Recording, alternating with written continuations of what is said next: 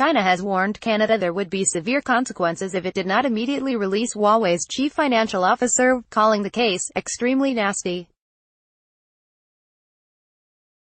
Meng Wanzhou was arrested in Canada on the 1st of December and faces extradition to the United States, which alleges that she covered up her company's links to a firm that tried to sell equipment to Iran despite sanctions.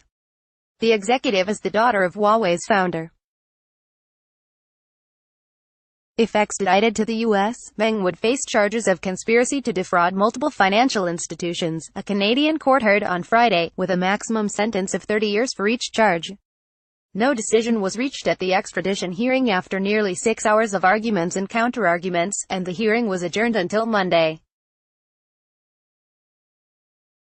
In a statement on Saturday, China's foreign ministry said the vice foreign minister, Liu Cheng, had issued the warning to release Meng to Canada's ambassador in Beijing, summoning him to lodge its strong protest. China's official news agency Xinhua reportedly summoned the Canadian ambassador, John McCallum, in protest and urged Ottawa to release Meng immediately or face grave consequences that the Canadian side should be held accountable for.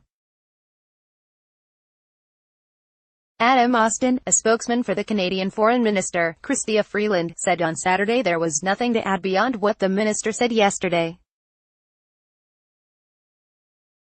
Freeland told reporters on Friday the relationship with China was important and valued, and Canada's ambassador in Beijing has assured the Chinese that Meng would receive consular access.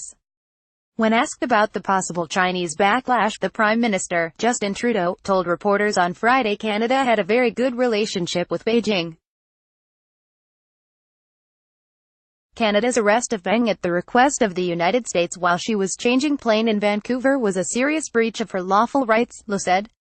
The move ignored law, was unreasonable, and was in its very nature extremely nasty, he added. There will probably be a deep freeze with the Chinese in high-level visits and exchanges, David Mulroney, a former Canadian ambassador to China, said on Friday.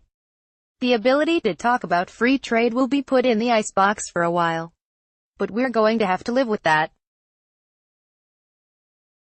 That's the price of dealing with a country like China. Meng's arrest took place on the same day the U.S. President, Donald Trump, met in Argentina with his Chinese counterpart, Xi Jinping, to resolve an escalating trade war between the world's two largest economies. The news of Meng's arrest has roiled stock markets and drawn condemnation from Chinese authorities, although Trump and his top economic advisors have played down its importance to trade talks after the two leaders agreed to a truce. A Huawei spokesman said on Friday the company has every confidence that the Canadian and U.S. legal systems will reach the right conclusion. The company has said it complies with all applicable export control and sanctions laws and other regulations. Agence France Presse contributed to this report.